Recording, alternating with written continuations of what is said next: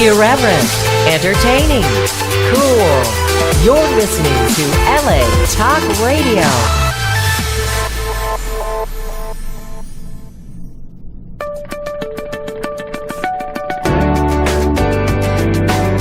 You're listening to The Innervoice with Dr. Foojan Zeine, only on LA Talk Radio.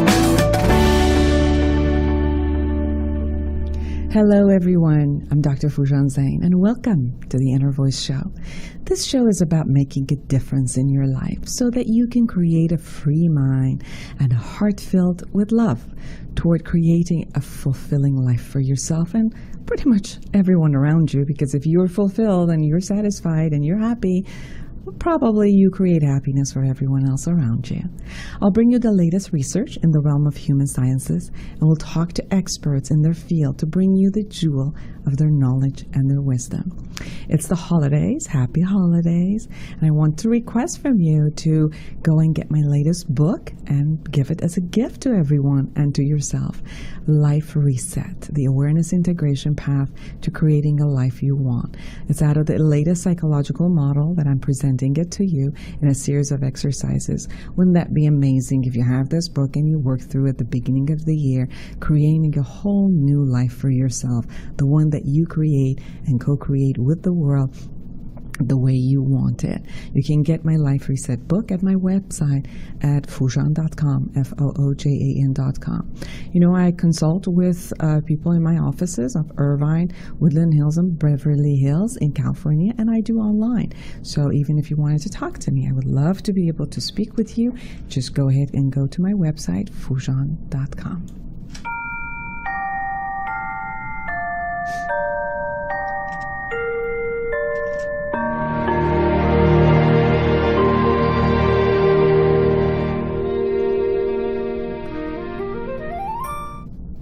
Now, the latest research that has come up about happily ever after. Is humor the forgotten key to happiness? It's an article that was written by Peter Duskach in Psychology Today, and he brought a lot of different research into his article, and I wanted to let you know about them. Laughter may help you and make you happier and healthier. Laughter is such an intrinsic part of our lives that we sometimes forget how very odd it is. Despite the development of newfangled imaging machines like functional MRI and PET scans, neuroscientists still have little idea what's happening in our brain when we laugh. Certainly the brain stems plays a role. People who suffered from stroke in this primitive brain region have been known to have prolonged bouts of pathological laughter. And some infants, babies born even missing with the higher brain circuitry, will, when tickled, make faces that appear to be smiles and laughter. So again, it's implicating that it's a primitive brain. But Peter Dirks, professor of psychology at the College of William and Mary, says, laughing in response to something funny also calls on more sophisticated brain functions. One brain study in humor research looked at the electrical activity that occurs as we chuckle or giggle about 0.4 of a second after we hear the punchline of a joke. But before we laugh, a wave of electricity sweeps through the cortex. What Dirks finds most significant about this wave is that it carpets our entire cerebral cortex rather than just one region. So all or most of our higher brain may play a role in laughter. Dirks suggests perhaps with the left hemisphere working on the joke's verbal content, while the analytic right hemisphere attempts to figure out the incongruity that lies at the heart of much of a humor. Yes, laughter is a full cortex experience and is only fitting considering the wide-ranging effects it has on us psychologically and physiologically. Perhaps the most obvious effect of laughter is on our mood. After all, with even the most intellectual brands of humor, laughter is ultimately an expression of emotion, joy, surprise, nervousness, and amusement. So more on the laughter-mood connection. Herbert Lecourt, psychologist in University of Waterloo, they say stressed out folks with a strong sense of humor become less depressed and anxious than those whose sense of humor is less well developed. Researchers at Westchester in Pennsylvania said that students who used humor as coping mechanism were more likely to be in a positive mood. Psychiatrist Joseph Richman of Albert Einstein Medical Center in Bronx says depressed and suicidal senior citizens, the patients who recovered, were the ones who demonstrated a sense of humor. And the president of Humor Works says, after you laugh, you go into a relaxed state. Your blood pressure and a heart rate drop below normal, so you feel profoundly relaxed. Laughter also indirectly stimulates endorphins, the brain's natural painkillers. In addition to its biological effects, laughter may also improve your mood. Through social means, telling a joke, particularly one that illuminates a shared experience or a problem, increases your sense of belonging and a social cohesion. By psychologically connecting us to others, laughter counteracts feelings of alienation, a major factor in depression and suicide. So humor loosens up the mental gears. It encourages out-of-ordinary ways of looking at things. William Fry, psychiatrist in Stanford University, says creativity and humor are identical. They both involve bringing together two items, which do not necessarily have an obvious connection, and creating a relationship with them. And finally, it's great to know that laughter, they found, sharpens most of the instruments of our immune system's tools kits.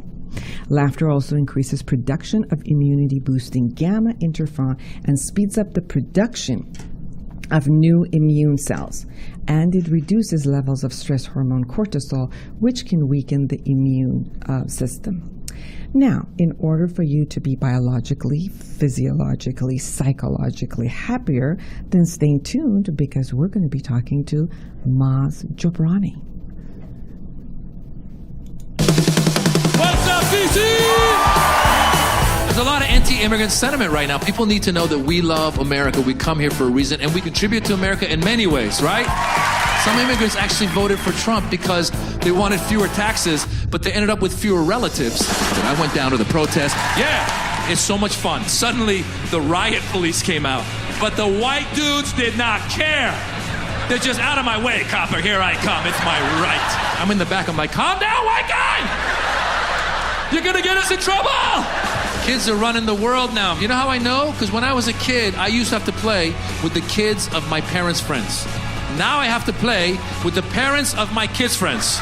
Now, in America, you gotta put your kid in a car seat till they're 35 years old with a helmet on and a video player just saying, This is a learning experience, ladies and gentlemen. Immigrants giving to the culture.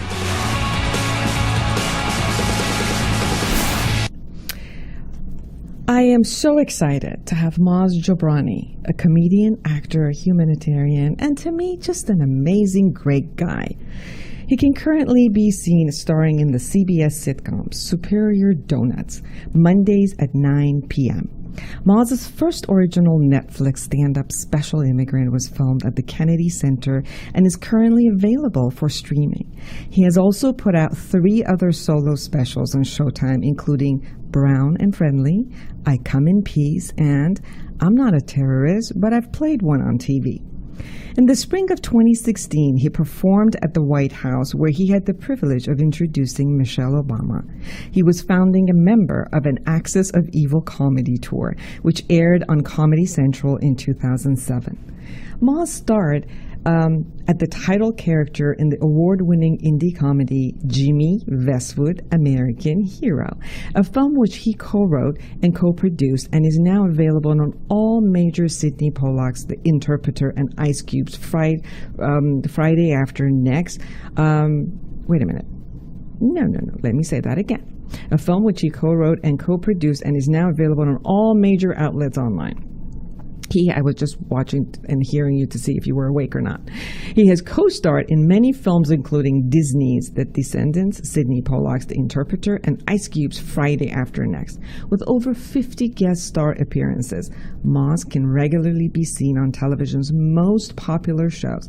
Guest stars include Grey's Anatomy, Curb Your Enthusiasm, True Blood, and Shameless. He's a regular panelist on NPR, Wait, Wait, Don't Tell Me, and has given 2 TED Talks. His LA Times best-selling book, I'm Not a Terrorist, but I've played one on TV, was published by Simon & Schuster. Maz executive produced Everything Must Change, a documentary about his sister's battle with breast cancer, which is currently available on iTunes. Hello, Maz. Hi, Dr. Foojan. How are you? Oh, I'm glad. I'm so excited to have you on my show.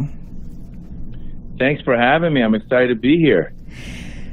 So, I guess you should be the figure that would create health all over the world with all the research that I just found about humor and laughter.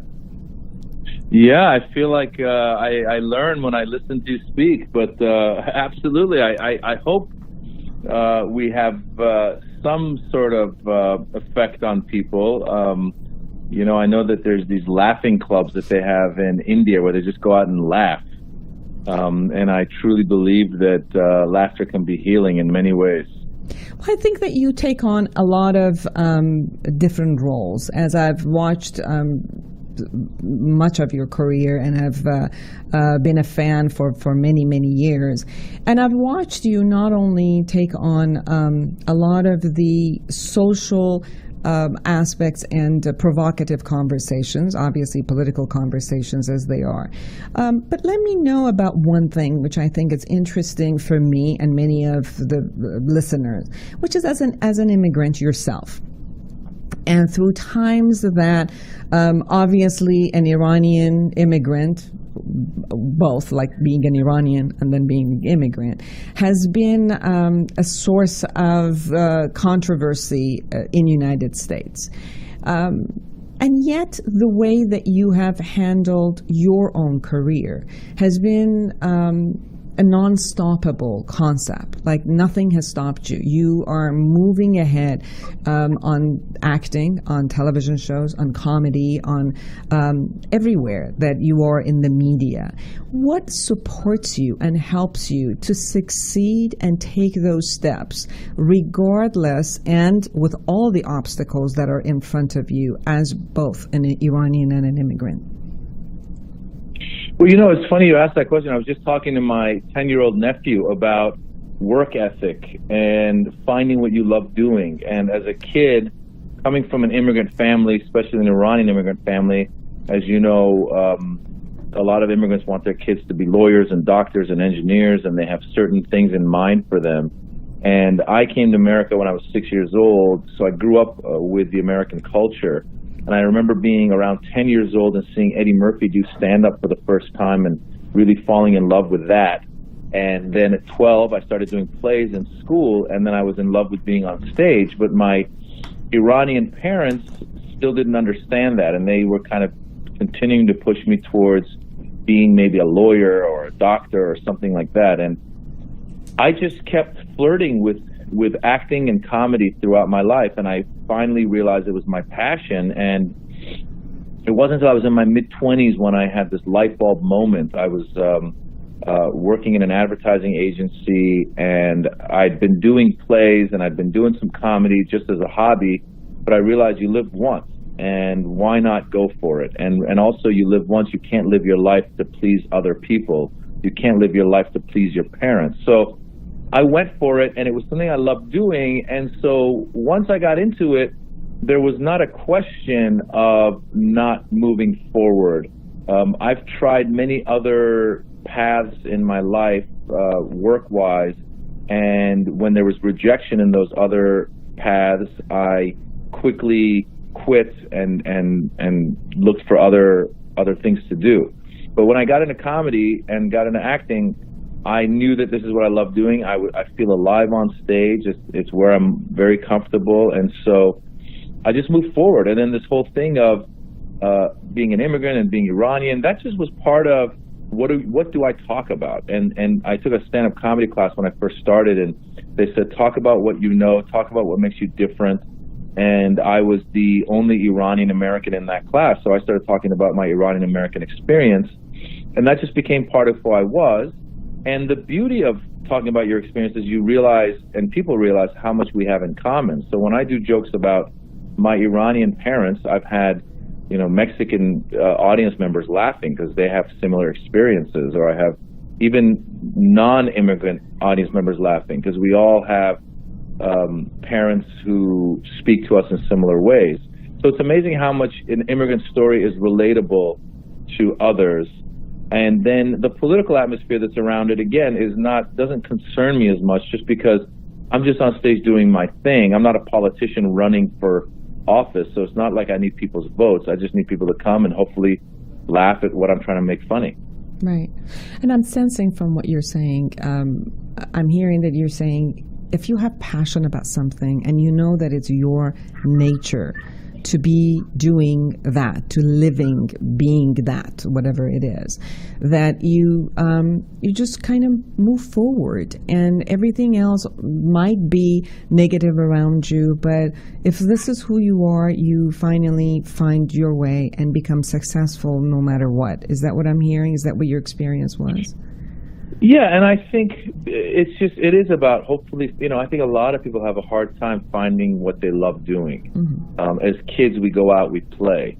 But then once we become adults, a lot of times we lose that. And I actually have encouraged people to look back at what they loved doing as a kid when they didn't have any other worries. And if it was playing some sports, then find a way to be involved in that world. Or if it was art, then find a way to be involved in that world. And so I think once you find your passion, then you look forward to it, and it's hard for people to discourage you from it. Right. The truth is, I was discouraged by a lot of people, even people close to me, even my own mother, from getting into this career of stand-up, because it's not that people want you to not pursue your passion, it's that they're worried for you. So they think that there's definitely better and easier ways of making a living and having a secure income. And I think that no matter what your passion is, you're going to get different advice from different people. But if you're really passionate about it, if you really find something where you go, gosh, I love going skydiving every weekend, and eventually you go, you know what, maybe I'll be a skydiving instructor and I'm going to work my way towards it. And maybe the people around you go, are you crazy? You could die. And you say, well, I could die in a car crash as well. And also, if I die, I'd rather die doing what I love doing, and I'd rather die having done what I love doing. So I think it's about finding your passion, and how it's hard to be discouraged from that passion, because you really have found what you love doing, and that's what makes you feel alive. Yes. There's also another element that I've experienced personally with you as I've watched you and I have, contacted you before. And that is the element of being real, being with people, honoring, loving people, and respecting in no matter when and how it has been, and really honoring your colleagues and people in your own profession. And I'll give an example to the listeners. I know that every time I had called you for my other television shows, and even when you weren't available, you made sure that you gave me names and phone numbers of other colleagues of yours and supported them and supported me in having the television show. At one point in our new year, I remember I asked you, and you were on a trip, and you brought up the idea of, I'll just tape it for you and I'll send it for you from an airport. And you did that. And I've watched you through the years of how giving you are with your time, with your essence, with your love. And I've also seen that with the recent fundraisers that you've done. There was one in Orange County where you did for a rehab center, and you brought all of the other comedians into the show, and raised so much for that rehab center. And you were a producer for your sister's documentary, where she got to talk about who she was and her experience, and for that to be so helpful to all other people who are going through that, and their families are going through that. So I also want to honor you with who you are, because I think that is also truly an element of success. Well, I thank you for that. Yeah, I've heard of other performers who gave of their time. I actually, a fellow stand-up comedian who was younger than me, she reached out to me a long time ago and wanted to ask me questions about stand-up, and I said, sure, and I answered her, and then she said, can I pick your brain over coffee? I said, sure. So we sat down and we were talking, and she said, I really want to thank you for sitting down and talking to me, because she goes, a lot of comedians did not get back to me. And she said, you got back to me? And then she said, George Carlin got back to me. And I was shocked. I was like, George Carlin got back to you?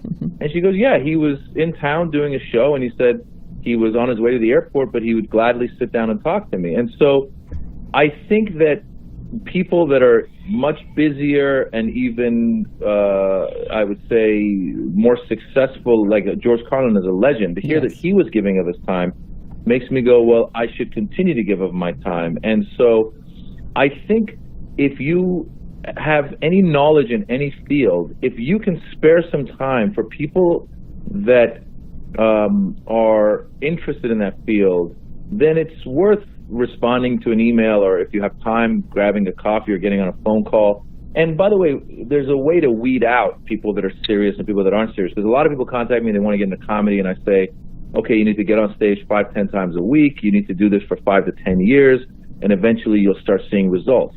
And I am happy to say that I've run into many people that I gave that advice to, and then saw them 5-10 years later, and they were doing very well. And so I knew they were serious. And then there's people that might get back to me and say, no, you don't understand. I want to perform for you when you're doing your next big show. And I realize, well, that person isn't really serious about being a comedian. They just want to get in front of 1,000 people or whatever it is. So you also weed that out. But if you have time to give, I think it's okay to give that time. And then you were talking about all these different efforts. Yeah, I'm involved with the Persian American Cancer Institute, which is PACI. I helped with that fundraiser that you're talking about, which was for the rehab center in Orange County. And then my sister's film, which is her struggle with breast cancer. And these are things that if I can put time into, then why not? It's not like I'm spending my days trading stocks. If I have free days, then I do that. Now, the place where I start to have to balance stuff, now that I'm on this TV show, the TV show has become like a real job, because we work 40 hours a week. And so then I have to juggle that with time for my kids. And so I think it's also important to learn to say no and to prioritize in life. And so I'm learning to do that a little bit more. But like I said, I mean, something like my sister's film, Everything Must Change, is about her struggle with breast cancer. And like you said, I feel that other people can watch it and get it could help them get through that, whether they have something like that or their family has something like that. And my sister's story was very inspirational. So something like that is, for me, it's easy to get on board. Mm-hmm. But as you can imagine, when you're doing comedy, and like you said, when people see you do a fundraiser, then you get another 20 people reaching out and saying, hey, we have a fundraiser, come do a fundraiser with us. And it's just a matter of juggling at that point and saying, guys, I wish I could just do fundraisers all year long, but unfortunately I have to, make some time for my family. I got to, not unfortunately, but I have to make time for my family. I have to make time for myself even. That's something we forget to do in this this modern era of work and technology. I think a lot of times we forget to make time for ourselves as well. So I'm trying to balance some of that stuff. I'm trying to learn some of the balancing act. But in the meantime, I see no issue, if you can help, to not help. I've watched you in Superior Donuts, and obviously I've watched you in live and on YouTube and Netflix. It was very different for me, because I've watched you be creative. Out there on stage, you're grand, you say whatever you want out there. And then I watched you in Superior Donut, and I kept waiting for you to do something or be you or whatever. And then I got, for me, it was more like, no, you were in a role and you needed to do your role. And my expectation of the, Maz that I had seen out there was funny for my experience, as I have put you in a role and then I have to get used to you in the other roles. So as an audience of you and someone who's watched you, how is it different for you as someone who's an actor and has to follow a particular act versus the part of you that is the creative part? Because a lot of actors, and this is an assumption, but a lot of actors get trained only into going into roles. So they might have creativity within that role, but that's what they get trained. You walk in and you get into the role. For you, it's been both. Like there are times on stage and as a comedian, you create your role. Like that role is you. You're the director, you're the screenwriter, you're the playwright, you do all of it. And then yet you go into, for example, the TV show, and that's all been done, and it's now given to you that you have to obviously be creative within the construct, but somebody else creates the construct. How's that different for you? Yeah, I think a lot of comedians have to deal with that because we do our stand-up comedy, and that's our voice, that's our point of view, and then we go play a part. So whether it's someone like Richard Belzer on the Law and Order series, or if it's Jim Carrey or Chris Rock or any of these actors, I mean, there's a ton of actors now who you see, Aziz Ansari, you see a ton of us doing our stand-up, and then you see us in a character. So obviously when you're playing a character in a film, it's the writers are the people who wrote that film. The writers are the people who are writing that TV show. And so you're a little bit constrained because the show is not about you yourself. It's about this, like, for example, Superior Donuts is about a donut shop in Chicago. I just happen to be one of the patrons who's there. So they're going to be doing, storylines for Judd Hirsch, and they're going to be doing storylines for Jermaine Fowler and Katie Seagal and all the other actors that are on there. And it's my job to deliver the lines the way that it's written for me. And sometimes the good news is that knowing that I'm a comedian, the writers are open to suggestions. If we're doing, we do, for example, we rehearse Wednesday through Friday, and then Monday, Tuesday we tape the show. So when we're taping it, a lot of times we'll tape it the way it's written, and then the writers will come to us and say, okay, hey, let's try this line, let's try this line. They'll try different lines. And in that process, quite often, I will have an idea. I'll say, hey, how about if we try this line? How about if we try this line? And they're very open to that stuff. So it's just a little bit of an adjustment. But ultimately, yeah, my voice that people, meaning my point of view, that if people want to see my point of view in real life, then yeah, I think that my stand-up specials and the stuff that's on Netflix, that's the stuff that would express me the most. Actually, what's interesting about the character, so in real life, I'm pretty left-leaning and liberal, maybe even very left-leaning and liberal. But the character on Superior Donuts that I play is an Iraqi immigrant. So in real life, I'm Iranian. In the TV show, I'm an Iraqi immigrant who's very right-leaning. He's actually very conservative and loves Trump. So it's fun to play a character like that. It's the complete opposite in many ways from who I am, but he's a fun character to play. Mm-hmm. So your creativity shows up behind the scenes. So you're part of writing and rewriting and creation. So that part comes in for you anywhere you are, whether you're doing your own show or you're being in the television show. And then the creativity comes. Yeah, I would say not so much writing and rewriting. It's very limited. It's a line here, a line there. Mm-hmm. For the most part, they write it. They actually do listen to us though, because for example, I will tell you one thing that happened when I first started on the show. I had told them that I'm kind of sensitive also as to how we portray this character. I don't want him to be I don't want it to be too negative because he's an Arab American on television. And so how can we make him also have some redeeming qualities? And these guys were open to it because there's just been an article written in the New York Times about how Arab Americans, Muslim Americans, Iranian Americans are depicted negatively on American film and television. And so they actually were very open to the notion of keeping an eye on this character. And even though my character in the show plays basically the nemesis of the lead, who is Arthur, Judd Hirsch's character, they still have moments where my character either is sympathetic or is helpful, or they have relatives of mine that are going to come in and out that will be shown in different ways. And ultimately what I said was that I think having a character on American television, on a major network, CBS, where he's got an accent, he's got an Arab American accent, I should say he's got an Arabic accent, but he's an Arab American.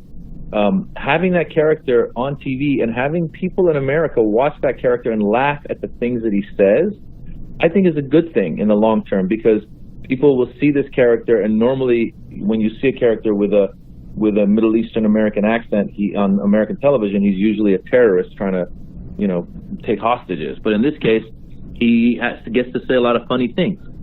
So I think in the bigger picture, it's also it is further in line with who I really am, which is, like I said, a lot more left-leaning politically. So it all kind of comes full circle. I don't think I would take the part if they were saying, listen, this guy's going to hijack the donut shop or something. I wouldn't take the part. I would say, guys, I'm not going to do that. So you get to put some input into the character and into the part as well. So yeah, I think it's important to maintain that point of view. With all that is happening, have you had personally an experience that you felt discriminated because you were an Iranian or a Middle Eastern, or at least, because you're an immigrant yourself, because you came when you were 6. And then if that was the case, how did you... interesting. I'm sure as an Iranian American, you have experienced, or you have friends who've experienced things, and people always say, wow, what was it like? Did it get worse after September 11th? I say, no, actually, it got bad. It got worse the moment I landed, because we landed in 1978, and then the hostage crisis happened. Exactly. I was here then too. Yeah.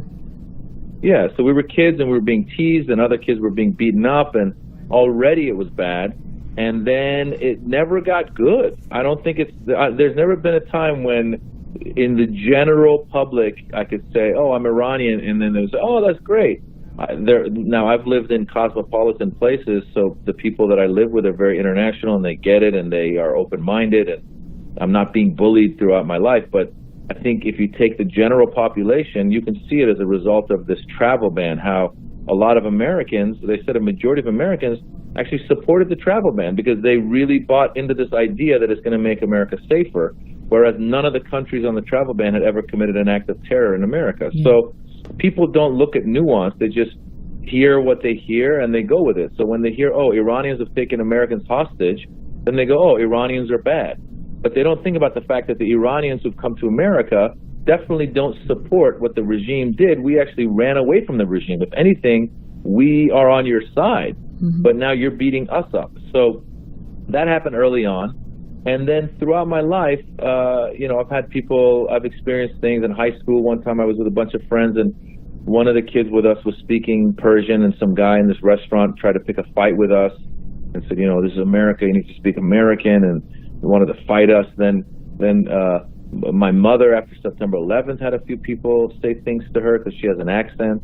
And then during my shows, more recently, I think a lot of people who are Trump supporters, from what I've seen, they have a hard time differentiating the man from their own political beliefs. So they might have conservative beliefs, and that's fine if you have conservative beliefs. But if I'm making fun of Trump, it's not a personal attack at you. It's an attack at this person who I feel deserves to be made fun of. And the way I put it is, whereas when Obama was president, if people said, oh, Obama's not perfect, he's actually done a lot of stuff.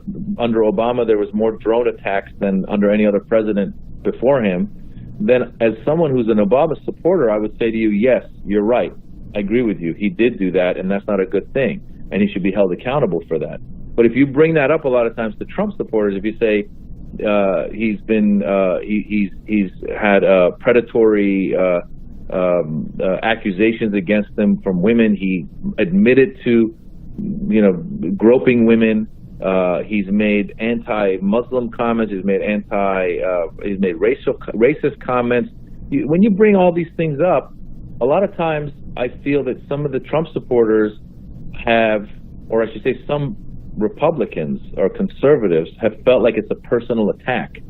And they have come up to me. I've had people come up. First of all, I've had people in a show screaming, heckling me from off stage, and they were escorted out of the venue. And I've also had what's interesting is I've had people in the Iranian American community get upset at me that I'm criticizing Trump. And what's interesting to me is that for some reason, they think that Trump is going to somehow overthrow the Iranian regime. And I have no idea how Trump plans on doing something like that. And so they come up to me and they say, why are you making fun of Trump? Why aren't you making fun of the Islamic Republic of Iran? And then it becomes this long discussion where I have to tell them, listen, my audience is mixed. It's not just a bunch of Iranians. Right. And more importantly, I personally don't even know the ins and outs of what's going on politically in Iran. Right. And I do know that, sure, Iran has human rights abuses and there's a lot of stuff that we could criticize. But, for example, I tell them under Ahmadinejad, when he was speaking and saying a lot of stuff that was better known in American media, then I could talk about that stuff. But currently, it's not a topic that I am talking about as much as I talk about the Trump stuff. So it's a balancing act. You would think that a lot of people. Ahmadinejad requests. I'm sorry, I babbled a little bit. No. I said Ahmadinejad, just like Trump, is requests for it to be made fun of because some of the things were very similar. I agree with you that my experience was also I came here since 1974. So it's experience. This is the first time in my life in the United States that I'm seeing that politics, it's so attached to people's emotions and so attached to people's characters. You expect that, and we've seen it with a lot of more, third world countries. And it's very different. I had never experienced it. This is the first time I've experienced people really getting emotional, angry, volatile when conversation is about politics. And you're experiencing it out there also. Well, yeah, you know what it is it's the populist thing. It's people. I think people were angry and they were upset, and that is an age-old thing. If you look at it, I mean, some Iranians were saying, "Oh, Trump reminds me of Ahmadinejad." I said Trump reminds me of Khomeini. Thank you. Yeah, yes. Because that was a populist movement where a lot of promises were made. Life's going to be better. I'm going to make things better.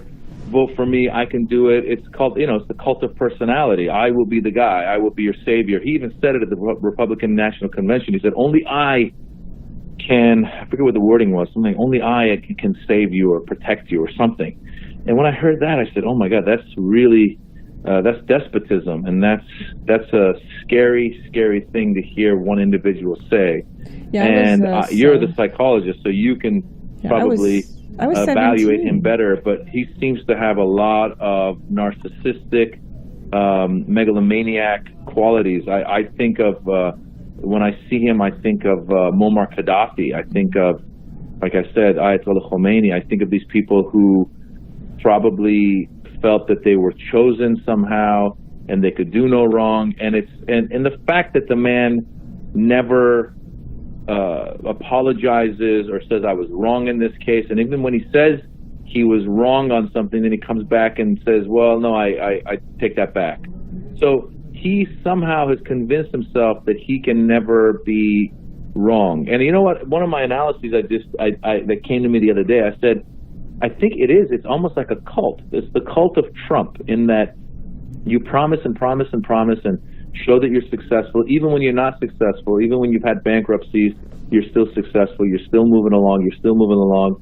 And I was saying that you can see it's a cult in that not one of his kids came out hippy-dippy. If one kid were just a little different, if one kid didn't have grease in his hair, or didn't carry a Prada bag or something, I would say, okay, look, there's one of his kids in the family was able to be objective and say, hey, Dad, I don't buy into your business at any cost mentality. I'm just going to go off and be my own self. But all of his kids seem to me to have fallen in line. And even a guy like Ronald Reagan had kids that were opposed to the parents. And so that to me was yet another observation of the fact that he has created this cult almost. And so a lot of people feel that he's their savior, he's the winner, he's going to get them, make life better for them. You know what I'm saying?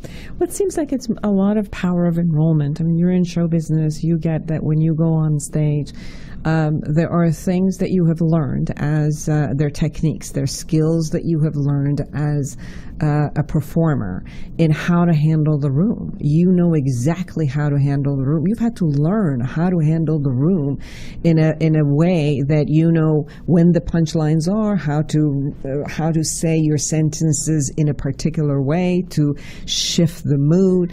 And I've watched great speakers, like I know you know Tony Robbins. Like I've watched great speakers where they come into 50,000 people stadium, and with one hand movement, they move the audience. They could get you to rise, they could get you to sit down, they could move masses in that way of that type of enrollment. Now, the skill is the skill. It could be, behind it could be love and compassion and bringing together, or behind it can be, vengeance and hardship for the world, or behind it could be just self-serving concepts of me. But the skill of the performance of enrolling a mob is something that I've seen with some politicians that you were naming, and some people who also created an amazing movements around the world in a positive and a loving way. Sure. I mean, you have Hitler, and then you have, the Dalai Lama, or Yes. you have Mahatma Gandhi, or Martin Luther King. So yeah, absolutely. I mean, So the a lot ability, of it, I just see him playing a lot of the game of enrollment and knowing how to play with media. He's been with media for a long time. So a lot of those techniques and tactics are showing up, and the mob of, the people just get very mesmerized by it and kind of move along with the game without necessarily knowing why did they move along with the game. Yeah, absolutely. I mean, listen, it's. I think the best way to battle this in life, I personally feel, is to educate people, and unfortunately, it feels like we don't learn from history. And I think the more education and the more critical thinking is taught, in college I was taught to question what you read in the newspaper. Always question it. Who owns the newspaper? Why would they be writing from this point of view? So this was in the early 90s, before I think Fox News wasn't even around yet. But now it's very clear. Fox News is going to cover one issue one way, and MSNBC is going to cover it a very different way. And then it's about reading between the lines, and why would they be covering it the way they are? And it doesn't mean that whatever the left says is always true and unquestionable. You should question both sides, but at the same time, I think there are certain facts and truths that are happening, but they've created this world. We've created this world where we quickly see a link to a news piece, and we don't have time to really scrutinize it to find out who the author of this piece was, and then we just propagate it and we put it out there. And before you know it, people are saying that Hillary Clinton and her campaign manager were running a child sex ring out of a pizza store in Washington, D.C., and therefore there's another reason why I'm not going to vote for her. And then she loses the election, and then we come back to find out that that was definitely a made-up piece of news.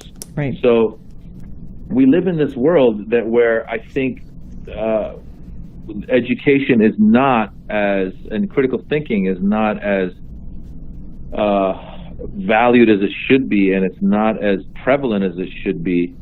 And that's where we run into these problems. Otherwise, no matter who your leader is, whether it's Trump or Obama, you should question them. You should say, why is this person saying what they're saying? Let me scrutinize this a little bit more. Is Obamacare good for everybody? Who's it bad for? Does it have flaws? Can we do it and then fix the flaws? Right. Same thing with this tax thing that just passed. Who is it good for?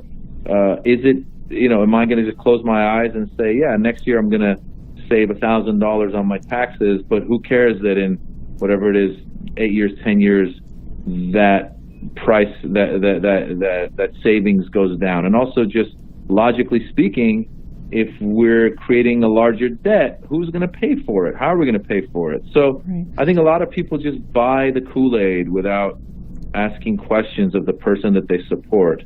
There's That's just going to keep getting us into trouble. Yeah, but there's also this piece, like, this isn't, again, a third world country which the media is hooked upon a particular government, and there's no room for educating the mass with any other idea. So I also think that the same way that one selection of a media can be very powerful, and one group can really go after and create all of this, there's something missing with the other parts of the media, which are not explaining, creating critical thinking, creating and opening all of these things to create that kind of an enrollment of the mass also. Because we can't just look at the result, we can't just look at the result and say, they did it, how come the other group were not able to come up? And, I'm also, my beliefs are very similar to yours, but I'm also looking at what happened. I was 17 when the revolution in Iran happened, and I was here, and I watched TV, and I was so shocked about the culture of 5,000 to 7,000 years and more had put themselves back 2,000 years. It was just shocking, and I was only 17 years old. And again, November of last year, I had the same shock. I was listening, watching TV, and I had exactly the same experience of, wow, this is a first world country. This is supposed to be the greatest country on the face of the earth, and the leading country. What happened to the human beings where they chose actually to go back to some of the conversations that supposedly we'd had already covered, we had already passed, and so what's going on?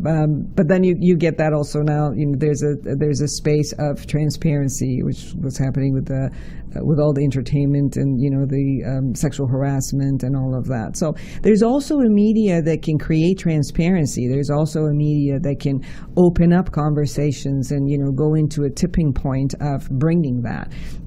So it's like, how come one is not out there for the politics? I think there's a couple. I think, first of all, in the 24-hour news cycle, it feels like they cover it, they move on. Now, once in a while, they do get a little more in depth, and so if you really pay attention, people are trying to make a living. They're trying to feed their families, so not everybody can sit glued and then do full research on everything. I try to read different articles that get a little more in depth on stuff, and you look at somebody like, there was the guy, I forget his name right now, I think it's Dave Fahrenholder. He's a reporter for the Washington Post, and he was covering Trump's claims of charitable donations. And he really got in depth, to show that a lot of the stuff that he claimed he hadn't actually donated, and how he would buy these paintings and put them up in his own, buy these paintings at a charity event and then put them up at his own resorts. And there was all kinds of stuff going on, but this guy really went in depth. So if you followed that guy, then you would really get educated on Trump's donations and what that means to you. But unfortunately, I think a lot of people are tuned into their one guy, whoever it is, and they just listen to what that guy says. So if you're listening to Fox, then you really do feel that the immigrants are the problem. Whereas I hear something as ridiculous the other day. It was the 5-year anniversary of the Sandy Hook Elementary massacre, where the guy with a gun went in and killed those kids. And the reporters asked Sarah Huckabee Sanders, they said, what's the administration doing to try and avoid future massacres like Sandy Hook or like Las Vegas or like that church that recently just happened? And she said, well, there's not really one thing in particular that we could do. And she said, if anybody has any solutions, we're open to listen. And then somebody said, well, are you doing any kind of gun control? And she said, well, what we're doing is we're making our borders safer from immigrants coming into the country, and going to build a wall. And somebody very quickly and obviously pointed out on social media that the 3 massacres were carried out by people that were born in America that were Americans. That does nothing. And so that hypocrisy and that ridiculous answer is something that if we were educated and critical thinkers, I think as a general population, we would be quick to point out. And then special interests come into play. And it's also how active are we going to be politically? Because a lot of people get angry and they write a tweet. But somebody like the National Rifle Association is so well organized that they have more influence in Washington than some of the anti-gun lobbies. So that's the other thing that we got to take into consideration is political activism and what's it going to take to get people active. A lot of Iranians and a lot of immigrants during the election supported Trump, I think, because they felt that he was a strong man and that he was going to make America safer. He was going to help the economy. And then once he got into power and he did the travel ban and Iran was part of the travel ban, I think some of those Iranians quickly said, wait a minute, now my relatives can't come. Exactly. And it hasn't hit everybody yet because still there's some Iranians who say, well, I came here legally, so it's not going to affect me. Right. But he had given a speech about wanting to lay out legal legislation that will stop legal immigration to America. And will limit legal immigration to America. So suddenly you start seeing it affect you and those around you, and then you get political. Exactly. And it's unfortunate that that's what it takes. But sometimes that's as long as you get involved, then maybe there's hope. Yeah.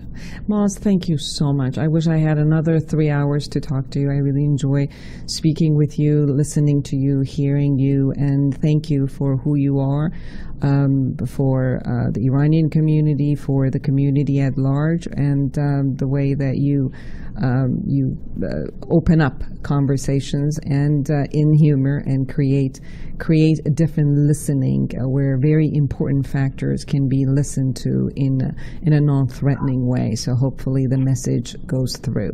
Thank you for being on my show and giving your time to me. Thank you for having me, and happy holidays, and look forward to seeing you in the new year. Absolutely. Take good care of yourself. And everyone, thank you for listening with your heart and being with us. Happy holidays. Create a wonderful day, week, year, and life for yourself and everyone around you. Goodbye until next week.